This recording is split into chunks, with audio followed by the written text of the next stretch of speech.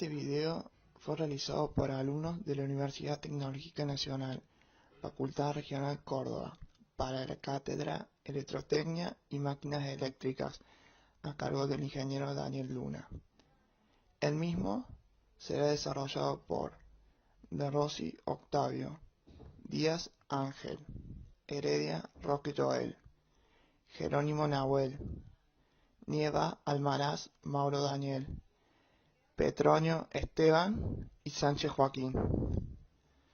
Los temas a tratar son transformadores, historia, aspectos generales, componentes del transformador, principio de funcionamiento, transformador ideal, transformador real, relaciones fundamentales, diagramas vectoriales, circuitos equivalentes, circuitos reducidos, pérdidas, ensayos, rendimiento de transformador, circuito magnético y eléctrico, paralelo de transformador y autotransformadores.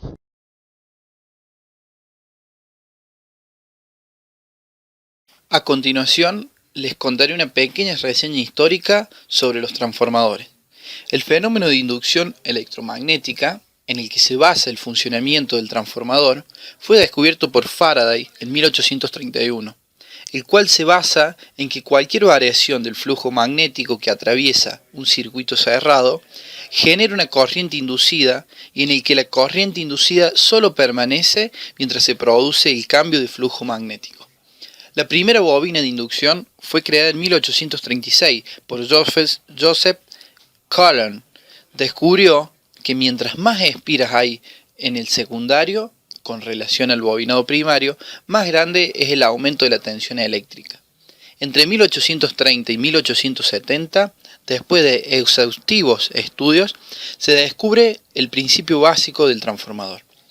En 1876, un ruso realizó una iluminación basada en un conjunto de bobinas de inducción en el cual el bobinado primario se conecta a una fuente de corriente alterna y los secundarios se conectaban a varias lámparas. A esto se lo llamó transformadores primitivos. En 1882, Gaulard y Gibbs expusieron por primera vez un dispositivo con núcleo de hierro llamado generador secundario. En 1884-1885, ingenieros húngaros crearon el modelo ZVD de transformadores de corriente alterna.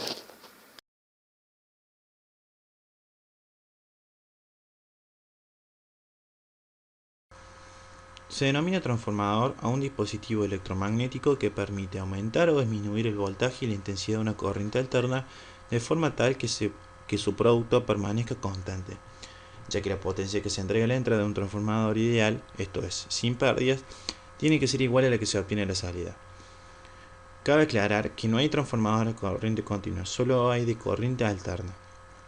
Como la mejor forma de transportar la corriente eléctrica es en alta tensión, pero después de que disminuye hasta 220 voltios al llegar a las viviendas, solo es posible transportar la corriente alterna, ya que existen transformadores. Estos mismos son dispositivos basados en el fenómeno de la inducción electromagnética y están constituidos en su forma más simple por dos bobinas desvanadas por un núcleo cerrado de hierro dulce.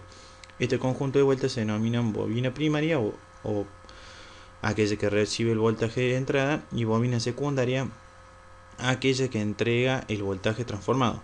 La representación esquemática se puede ver a través de la siguiente imagen.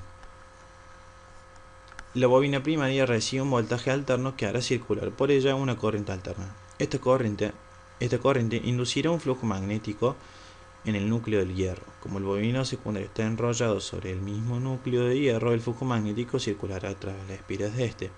Al haber un flujo magnético que atraviese las espiras del secundario, se generará por el alambre del secundario un voltaje, siendo así una corriente si hay una carga. El secundario está conectado, por ejemplo, a una resistencia. Ahora, la razón de una transformación de voltaje entre el bobinado primario y el secundario depende del número de vueltas que tenga cada uno. Si el número de vueltas del secundario es el triple del primario, por ejemplo, en el secundario habrá el triple de voltaje. Los componentes de los transformadores eléctricos están compuestos de diferentes elementos, pero los básicos se podrían denominar, siendo el núcleo, que está constituido por chapas de acero al silicio aisladas entre ellas. El núcleo transformador está compuesto por las columnas, que es la parte donde se montan los devanados, y las culatas, que es la parte donde se realiza la unión entre las columnas. El núcleo se utiliza para conducir el flujo magnético, ya que es un gran conductor magnético. Por otro lado tenemos los devanados, que es un hilo de cobre enrollado a través de un núcleo en uno de sus extremos y recubierto por una capa aislante que suele ser barniz. Está compuesto por dos bobinas, la primera y la secundaria. La relación de vueltas del hilo de cobre entre el primario y el secundario nos indicará la relación de transformación. El nombre de primario y secundario es totalmente simbólico y por definición, allá donde apliquemos la tensión de entrada será el primario y donde obtengamos la tensión de salida será el secundario. Todas las máquinas eléctricas basan su funcionamiento en la ley de inducción electromagnética de Faraday. El transformador es una de ellas y que es válida su explicación. Michael Faraday en 1837 hizo un experimento que lo podemos explicar de dos formas. Primero, supongamos que tenemos un circuito en el cual se conectan como elementos un galvanómetro, que es un instrumento de medición del sentido de circulación de la corriente, y una espira que le podemos llamar A. Próximo a ello, es decir, una distancia muy cercana de separación, tenemos otro circuito que está compuesto por una espira, que le podemos llamar B, una fuente de corriente continua E y un interruptor S. Michael Faraday cerró ese interruptor y lo que hizo es que empezara a circular una corriente continua en ese circuito, pero lo que denotó que el galvanómetro del circuito que está apostado a la izquierda en la pantalla medía una corriente y se extrañó porque no están conectados los circuitos como para que se transmita la corriente. Entonces lo que supuso él es que se generaba una fuerza electromotriz inducida sobre este segundo circuito debido a la corriente del primero. Esa fuerza electromotriz no es una fuerza sino una fuente de alimentación de energía. Podemos explicarlo de otra forma. Supongamos un solenoide, que es un dispositivo cilíndrico, un embobinado con su interior, un espacio vacío, que es un espacio vacío completo de aire. Podemos considerar un galvanómetro, como dijimos, que es este instrumento de medición, y un imán. Consideremos una sección como si fuese una espira de ese solenoide.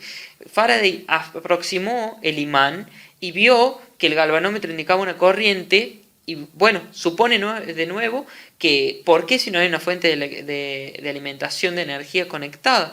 Entonces dijo, es la aproximación del imán lo que genera la fuerza electromotriz inducida, que a su vez genera una corriente eléctrica inducida.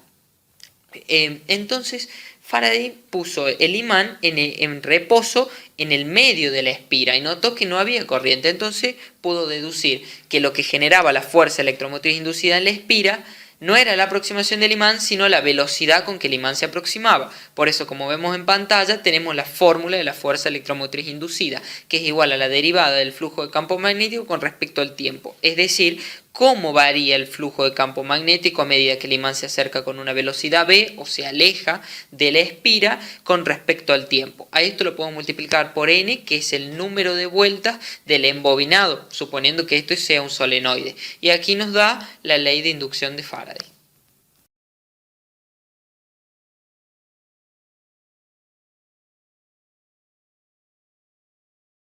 Se considera un transformador ideal aquel que cumple con las siguientes condiciones. La resistencia de sus bobinas son nulas. Su núcleo magnético no presenta pérdidas. Su dispersión magnética es nula, al igual que su reluctancia. Vamos a analizar dos casos, un transformador ideal en vacío y un transformador ideal con carga. En un transformador ideal vacío se consideran que las bobinas del secundario están abiertas y se aplica una tensión en el primario. Esto genera que en el primario aparezca una intensidad de corriente en vacío llamada I sub 0, la cual genera un flujo magnético que atraviesa ambas bobinas. Este flujo, al cruzar por la bobina primaria, genera una FEM, dada por la siguiente ecuación. En el bobino secundario también se produce una FEM, E sub 2, con la cual podemos obtener la siguiente relación de transformación. Al no existir resistencia en el bobinado, las tensiones son iguales a las fuerzas electromotrices.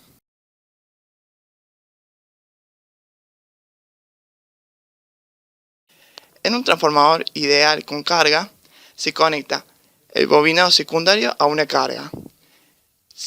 Esto produce una corriente I2, la cual tiende a disminuir el flujo de corriente que circula por el núcleo y también la fuerza electromotriz de la bobina primaria. Esto genera que se tenga que aumentar la corriente en el primario para que los flujos principales conserven su valor y así se pueda conservar la igualdad entre la tensión y la fuerza electromotriz. En este caso se producen las siguientes relaciones, en donde podemos ver y deducir que las intensidades de corriente de cada lado son inversamente proporcionales al número de espiras y en un transformador ideal la potencia transferida del secundario es igual a la potencia entregada del primario.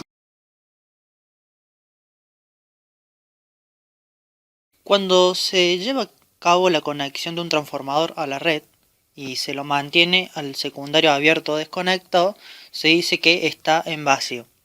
Por lo tanto, es indudable que en estas condiciones habrá un determinado consumo de potencia aparente. En el transformador real, lo que sucede, a diferencia del transformador ideal, es que presenta una serie de pérdidas, como son el caso de las pérdidas por corriente parásitas, pérdidas por histéresis o pérdidas a causa de los flujos de dispersión en el primario y en el secundario. En un transformador real, la tensión producida en el secundario disminuye al aumentar la carga. Al aumentar la corriente I2 con la carga, la corriente del primario I1 también aumenta y con ella la caída de tensión en la resistencia inductiva denominada X2. Primaria y secundaria. El flujo circula no solo por el núcleo ferromagnético, sino que hay una parte que se dispersa en el aire, atravesando solo la bobina que le produce, y que provoca una fuerza en contra a la electromotriz en la misma. Al conectar el primario al voltaje 1, aparece una corriente de vacío I0, desfasada respecto del flujo debido a la existencia de la reactancia XD1 y XD2. Cuando se trabaja con un transformador con carga, al conectar la carga en el secundario aparece una fuerza magnetomotriz dada por el producto entre el número de espiras en el segundo bobinado y la corriente I2, que cambia el valor del flujo común aumentando o disminuyendo el sentido de la corriente I2. Esa variación hace que la corriente I1 varíe según la siguiente fórmula. En el primario, B1 es constante y al variar E1 aparece una corriente I1 que provoca una fuerza contraelectromotriz que compensa a la del secundario. Por lo tanto, se obtiene la siguiente fórmula. La relación de transformador, que es la que se puede observar a continuación, también es válida cuando el transformador trabaja con valores cercanos a los de plena carga.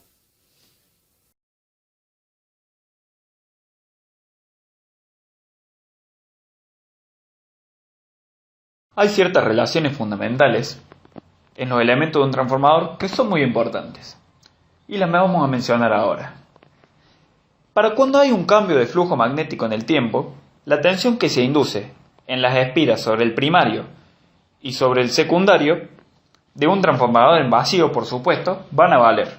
La tensión en el primario va a ser 4,44, que es un factor de conversión dado que el flujo magnético está dado en Maxwell, por el número de espiras del primario, por la frecuencia, por el flujo magnético, por 10 a la menos 8.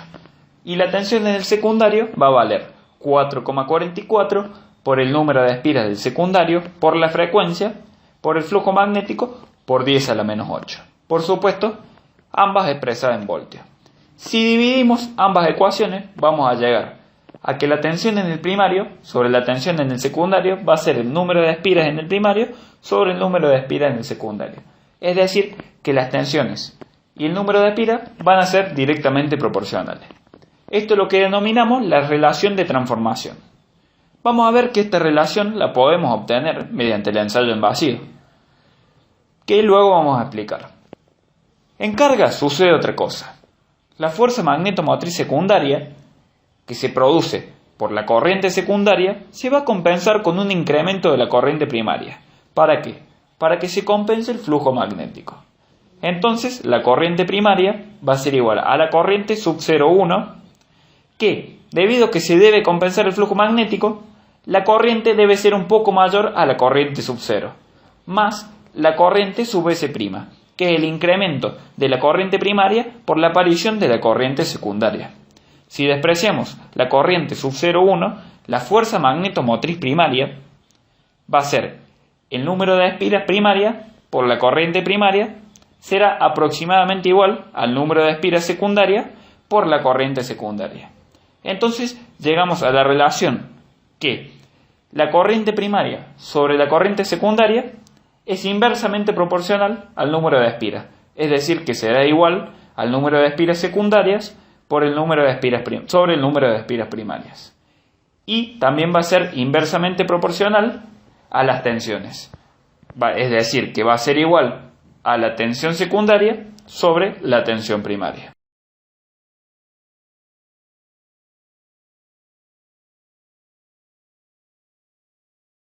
Antes de ver el análisis vectorial en el vacío, vamos a ver cómo funciona un transformador de manera rápida para así poder establecer su componente y luego poder entender el gráfico. Si se establece una tensión primaria, U sub P, con el secundario vacío va a aparecer una corriente en el bobinado y por lo tanto va a aparecer un flujo, al que le vamos a llamar I sub 0 y flujo sub 0. Este va a estar determinado por la fuerza contraelectromotriz, a la que vamos a denominar E sub P0. Este, por supuesto, es un valor igual a la corriente U sub P, pero contrario en signo. ¿Esto para qué? Para que pueda aparecer la corriente y también que pueda aparecer el flujo. Esto lo podemos observar en el gráfico, en el siguiente lugar. Luego el flujo va a pasar al bobinado secundario, en donde se va a originar una tensión inducida, E sub S0. Esta va a ser igual a la tensión sub S0. ¿Por qué? Porque no circula corriente en el secundario abierto. Además vemos en el gráfico que no tiene el mismo valor que la primaria, sino que es menor, debido a que hay un flujo de dispersión en el aire. Hay pérdidas en el aire. Ahora, pasando al gráfico, vemos que la corriente sub 0 tiene una componente I sub 0W, a la que denominamos corriente activa, que es la que se utiliza en las pérdidas del cobre por efecto Joule. Y por supuesto va a estar en fase con la tensión de línea como se observa. Además está la componente magnética I sub 0U, que la encontramos en fase con el flujo magnético. ¿Por qué? Porque esta es la que genera el flujo magnético. La suma de los dos vectorialmente me van a dar I sub 0, que va a estar desfasado un cierto ángulo con respecto a la tensión de línea y desfasada un cierto ángulo beta con respecto al flujo. Como las tensiones inducidas son de la forma menos n por el diferencial del flujo con respecto al tiempo, y el flujo sabemos que es una onda senoidal, es decir, varía en forma senoidal, si reemplazamos y realizamos la derivada, vemos que el vector va a estar en atraso 90 grados con respecto al flujo, como se puede observar en el gráfico. En el diagrama vectorial con carga inductiva, si aparece el flujo va a aparecer la corriente I sub 0,1. Entonces la corriente primaria va a ser la suma de I sub 0,1, que es la corriente que debe aumentar debido al flujo desde I sub 0, más la corriente I sub S', que es el aumento en la primaria debido a la corriente secundaria, como ya habíamos visto anteriormente. Aparecerá también el flujo de dispersión en el secundario, como lo vimos anteriormente. Entonces la tensión del circuito secundario la vamos a poder presentar como una FEM inducida, de la siguiente fórmula. Entonces la tensión del circuito secundario es igual a la corriente secundaria por la reactancia secundaria. Y L sub S es el coeficiente de autoinducción del bobinado secundario. Entonces, la tensión disminuirá por la reactancia de dispersión y por la tensión óhmica del bobinado. siendo la reactancia de dispersión a 90 grados y la ómica del bobinado en fase con I sub S. Ambas, por supuesto, van a conformar la tensión final en el secundario. En el primario se aparecía I sub P, va a aparecer un flujo sub P que va a ser el flujo de dispersión. Este va a originar una tensión inducida, que se va a compensar con la tensión de línea reactiva, adelantada 90 grados con respecto a I sub P y retrasada 90 grados con respecto al flujo. Solamente se dibuja la caída de tensión reactiva, opuesta a 180 grados a la inducida. Por Kirchhoff podemos sacar la siguiente fórmula. Si phi sub P disminuye al aparecer la corriente carga, el coseno de phi sub P es más bajo en vacío y aumenta en la carga. La tensión de línea U sub P debe ser mayor a la del vacío para poder compensar, pero como U sub P es constante por ser tensión de línea, las tensiones inducidas y U sub S, es decir la tensión secundaria, deben ser menores que las de vacío, y este es uno de los puntos más importantes dentro del análisis vectorial con carga inductiva. En el análisis con carga capacitiva se va a analizar igual que el anterior, solamente que la intensidad está adelantada de la tensión de salida. Los capacitores van a producir un efecto magnetizante y un aumento de las tensiones inducidas E sub P, E sub S y por lo tanto un aumento en U sub S. Debido al adelante de la corriente secundaria, va a provocar una modificación de los ángulos de fase. En carga, U sub S va a ser mayor a U sub S0 y por lo tanto U sub P debe ser menor. Pero al ser constante, E sub P y E sub S tienen que ser mayores a los del vacío y por lo tanto el flujo también debe ser mayor. Con lo que llegamos a la conclusión más importante, que la tensión secundaria es mayor que en el vacío, como así también el flujo total.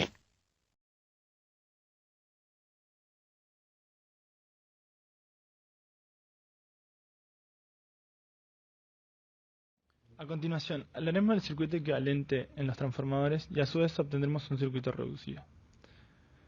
Para facilitar el cálculo de las tensiones y las corrientes primarias y secundarias entre los transformadores, se suele recurrir a su sustitución por un circuito equivalente. La obtención del circuito equivalente del transformador se iniciará reduciendo ambas bobinas al mismo número de espiras. En el transformador real se tienen las siguientes ecuaciones. La relación de transformación es igual al cociente entre la FEM primaria sobre la FEM secundaria, que a su vez es igual al número de espiras primarios sobre el número de espiras secundarios. Despejando la FEM secundaria, obtenemos que es igual a la FEM primaria sobre la relación de transformación.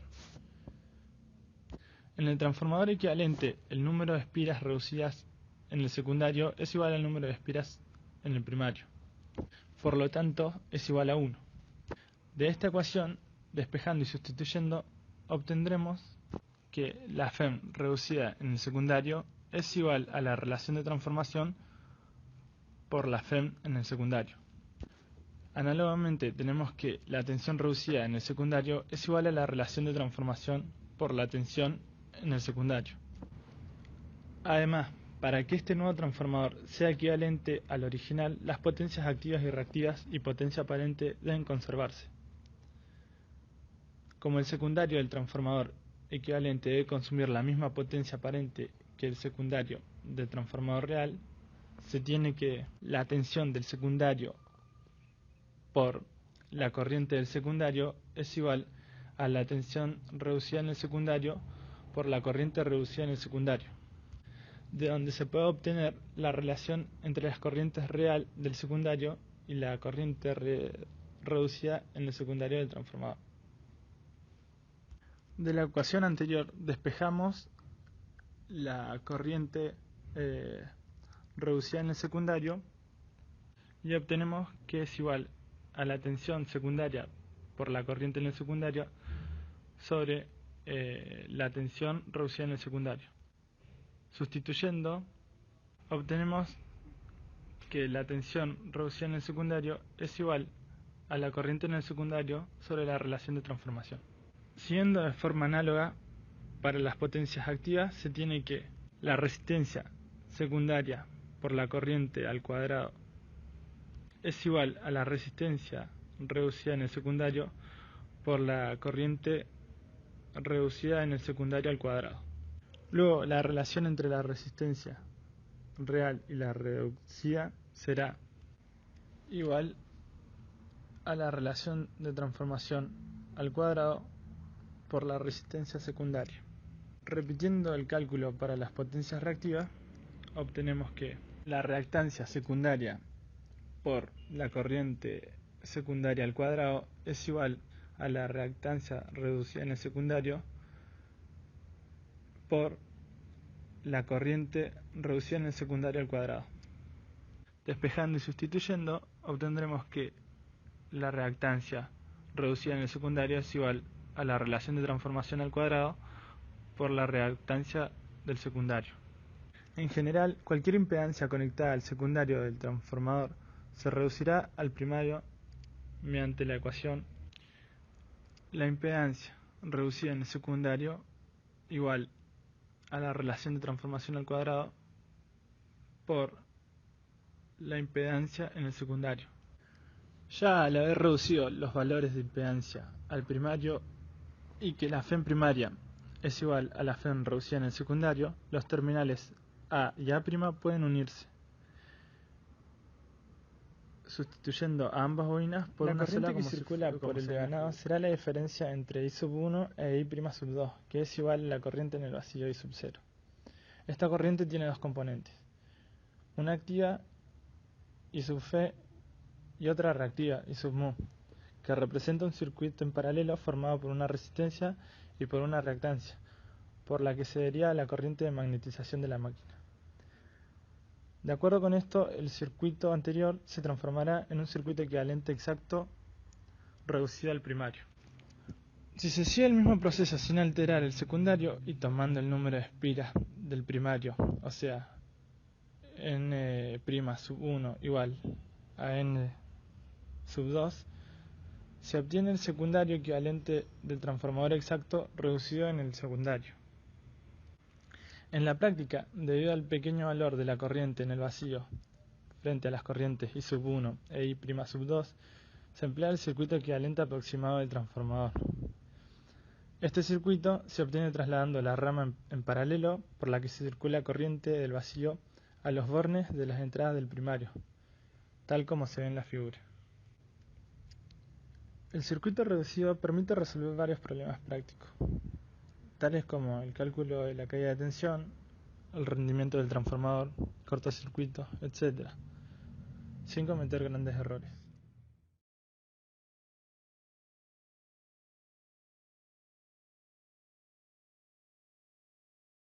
Pérdidas en un transformador. Como ya hemos mencionado anteriormente, un transformador no es más que una máquina eléctrica que convierte cierta tensión que ingresa al transformador, ya sea aumentándola o disminuyéndola, a la salida.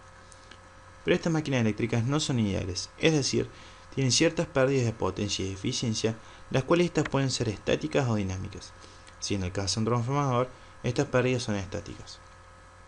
Ahora, estas pérdidas se pueden clasificar en pérdidas de hierro y en pérdidas de cobre, siendo las pérdidas de hierro a su vez se pueden dividir en ciclos de estéresis y por corrientes de parásitas, también conocidas como corrientes de Foucault.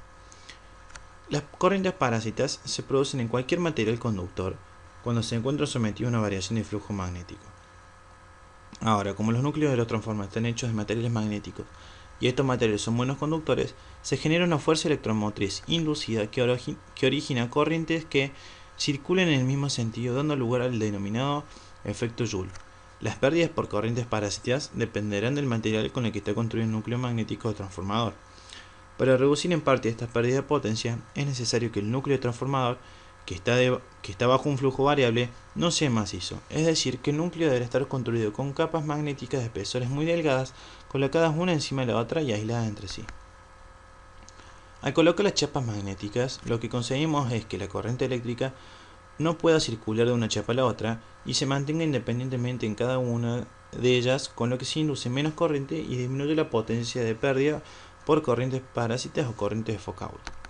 Ahora, en la primera imagen podemos observar primero un flujo en un núcleo macizo y por consiguiente una gran cantidad de pérdidas de energía que derivarán en pérdidas inevitables de potencia. Por otro lado, en la siguiente imagen podemos observar la función de las chapas de núcleo reduciendo las corrientes inducidas y por lo tanto menor pérdida de potencia. Ahora, en la siguiente tabla se expresa la característica de construcción de los valores magnéticos, que como ya hemos mencionado son los que alterarán los valores de la pérdida por corrientes parásitas. Estas pérdidas en función del espesor, aleación y inducción. Ahora, esto se puede expresar matemáticamente recurriendo a la fórmula donde PF son las pérdidas por corrientes parásitas, F la frecuencia en Hertz, beta máximo la inducción máxima Gauss y el delta siendo un espesor de la chapa magnética en milímetros. Por otro lado, tenemos la histéresis magnética, que es el fenómeno que se produce cuando la alimentación de los materiales ferromagnéticos no solo depende del flujo magnético, sino de los estados magnéticos anteriores.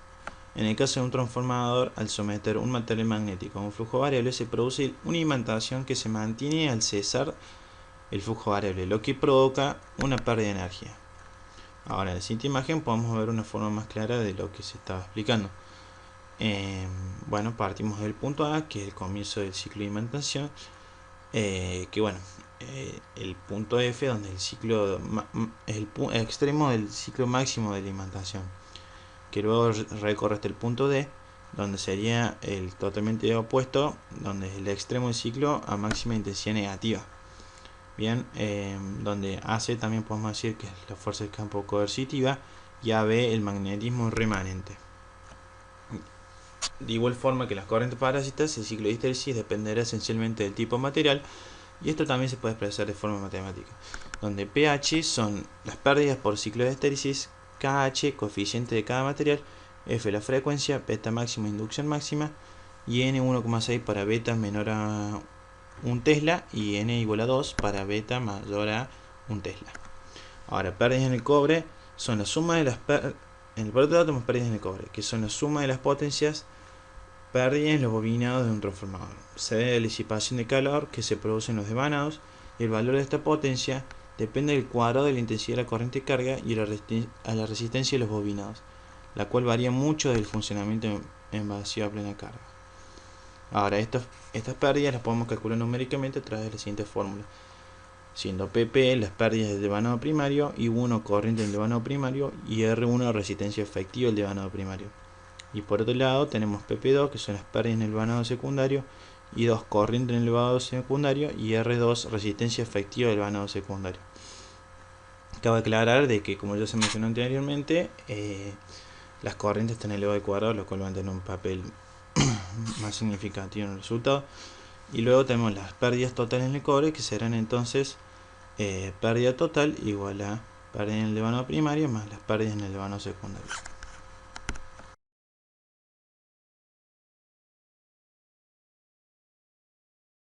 Los ensayos sirven para calcular las magnitudes de las pérdidas, tanto en el hierro como en el cobre. El que vamos a ver es el ensayo en vacío, en el cual vamos a alimentar al primario con una tensión nominal, con el secundario abierto. Por lo tanto, habla un flujo nominal y pérdidas nominales. En el gráfico podemos observar que la corriente nominal se va a dividir en la corriente de la pérdida en el hierro y la corriente magnetizante, que va a estar en fase con el flujo. En la pérdida en el hierro hay que tener en cuenta las corrientes parásitas y también la histéresis, que ya explicó mi compañero anteriormente. La corriente de pérdida en el hierro será igual a la potencia obtenida en el vatímetro sobre la tensión primaria. La resistencia de pérdida en el hierro va a ser la potencia obtenida en el vatímetro por el valor sobre el valor calculado anteriormente al cuadrado, que va a ser la corriente de pérdida en el hierro. Ahora, la corriente magnetizante será la raíz cuadrada de la corriente nominal al cuadrado menos la corriente de pérdida en el hierro al cuadrado. Y así podemos calcular la reactancia magnetizante, que será la tensión nominal o primaria sobre la corriente magnetizante. Luego podremos obtener la relación de transformación que vimos anteriormente. Ahora, en la vida real, como se ve en pantalla, podemos ver que para esta medición se necesitan los 3 amperímetros, los 2 vatímetros y el voltímetro conectado en el transformador que se observa. El ensayo en cortocircuito consiste en poner en cortocircuito el bobinado secundario y luego alimentar al primario con una tensión muy reducida, que haga que circule por el primario una corriente nominal. Vemos en el gráfico que el voltímetro que ha sido conectado en paralelo, medirá la tensión aplicada que hace circular la corriente nominal por el primario, medida con el amperímetro. Dicha tensión se denomina tensión de cortocircuito. El batímetro, conectado en serie y en paralelo, medirá entonces la potencia de cortocircuito que vemos acá en el gráfico, y se utiliza para medir las pérdidas en el cobre por efecto Joule sobre los bobinados. Como la corriente circulante es la nominal, la corriente de vacío se puede despreciar frente a esta, debido a que la tensión de cortocircuito es mucho menor a la tensión nominal. Serán entonces despreciables las pérdidas en el hierro y entonces toda la potencia consumida serán las pérdidas antes mencionadas por efecto Joule en la resistencia de los bobinados. Si sacamos la rama que corresponde a las pérdidas del núcleo, tendremos lo que observamos acá en pantalla, y a la potencia se le restarán las pérdidas de hierro, que pueden ser o no despreciables, las pérdidas por flujo de dispersión y las pérdidas por corrientes parásitas. La potencia de cortocircuito será igual a la potencia de pérdida de cobre, y la intensidad de cortocircuito será la intensidad nominal. La impedancia de cortocircuito será igual a la tensión de cortocircuito sobre la corriente nominal. También, por ley de Joule, la potencia de cortocircuito es igual a la resistencia de cortocircuito por la corriente nominal al cuadrado. De dicha ecuación podemos despejar la resistencia de cortocircuito como vemos en pantalla. Y como la impedancia de cortocircuito es igual a la raíz cuadrada de la resistencia de cortocircuito al cuadrado más la capacitancia de cortocircuito al cuadrado, de dicha ecuación vamos a despejar la capacitancia de cortocircuito. Además, si queremos medir las caídas de tensiones en impedancias capacitivas y resistivas, utilizamos el coseno phi de cortocircuito, que va a ser igual a la potencia de cortocircuito sobre la tensión de cortocircuito por la intensidad nominal. Y por ello, la tensión de la resistencia de cortocircuito es igual a la tensión de cortocircuito por el coseno phi de cortocircuito, y la tensión de la capacitancia en cortocircuito va a ser igual a la tensión de cortocircuito por el seno phi de cortocircuito. Estos valores son dados por el fabricante.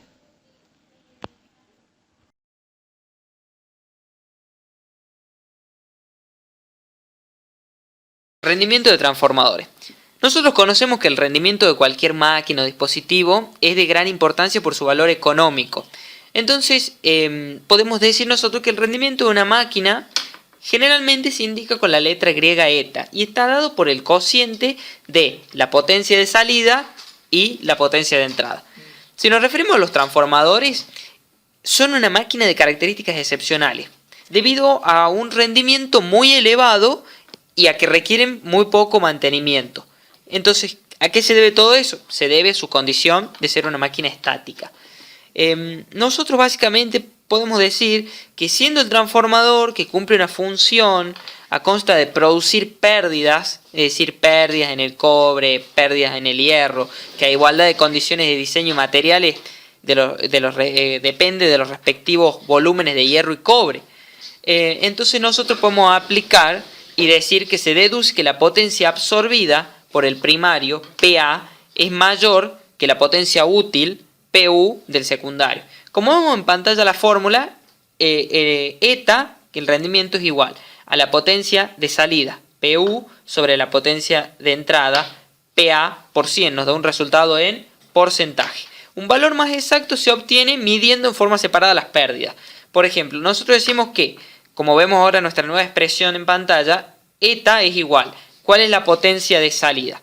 PA, que recordemos que es la potencia por el primario, menos la pérdida. ¿Y cuál es la pérdida? Bueno, es la sumatoria de las pérdidas en el hierro más el cobre, sobre la potencia del primario, que es la potencia absorbida, por 100. Esto a su vez, si nosotros vamos despejando, nos queda que es igual a 1 menos la sumatoria de las pérdidas sobre la potencia absorbida por 100. Y sabemos nosotros que la potencia absorbida, ¿qué es igual? A la potencia del secundario más las pérdidas del hierro más la pérdida del cobre.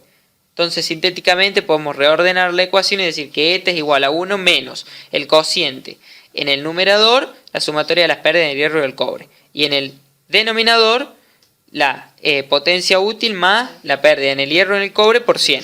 Entonces los rendimientos que se obtienen en los transformadores son muy elevados, superiores al 95%, por ser una máquina estática que no tiene rozamiento y por su propia construcción, ¿no? Porque decimos que se colocan ambos bobinados de baja y alta tensión sobre la misma columna y se logra reducir al mínimo el flujo disperso, es decir, el flujo que no concatena las espiras del secundario.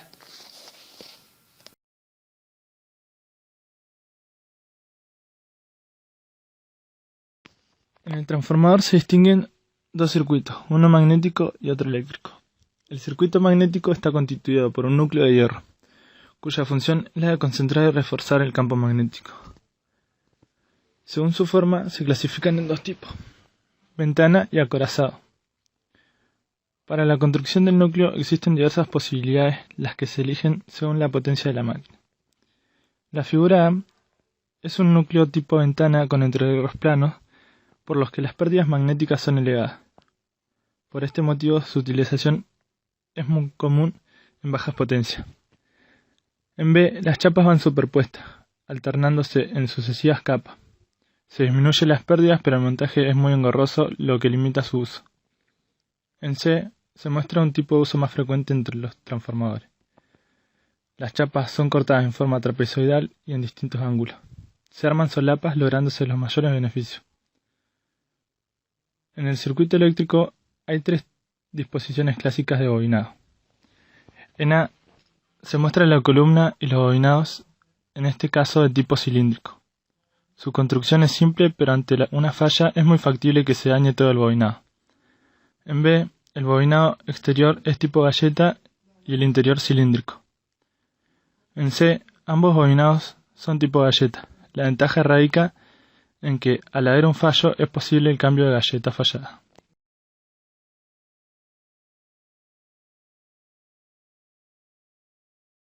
Cuando se le demanda a un transformador una carga superior a la admisible por el mismo, no es necesario que cambiemos este por uno de mayor potencia. Lo que podemos hacer es conectar dos transformadores en paralelo. Pero, para que esto suceda, se deben cumplir 5 condiciones. La primera es que los transformadores tengan igual relación de transformación. La segunda es que los transformadores tengan igual grupo de conexión. La tercera es que los transformadores tengan igual polaridad en sus fases, siendo del mismo grado y conexión, y con terminaciones correctamente marcadas.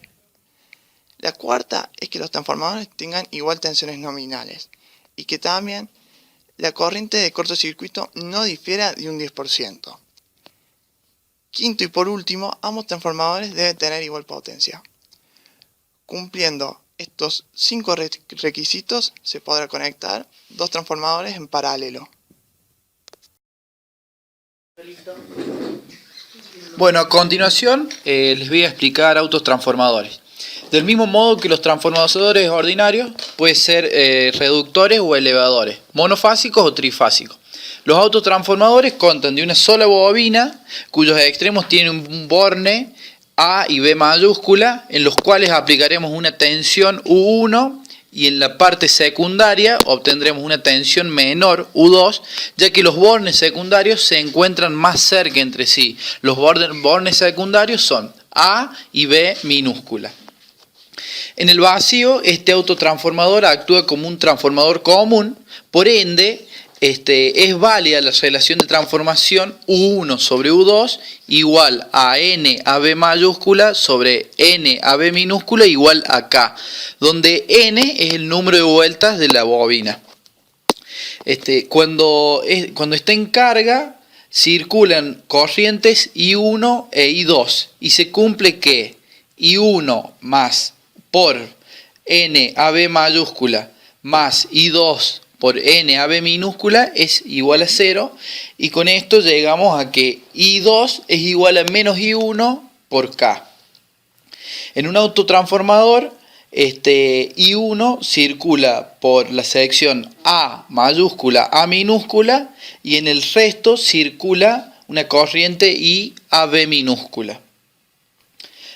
Los pros de los autotransformadores son que tenemos menos pérdida, mayor rendimiento, son más pequeños y también más baratos.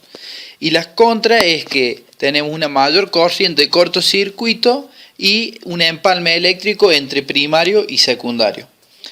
Los autotransformadores se emplean en arranque de motores y en líneas de alta tensión.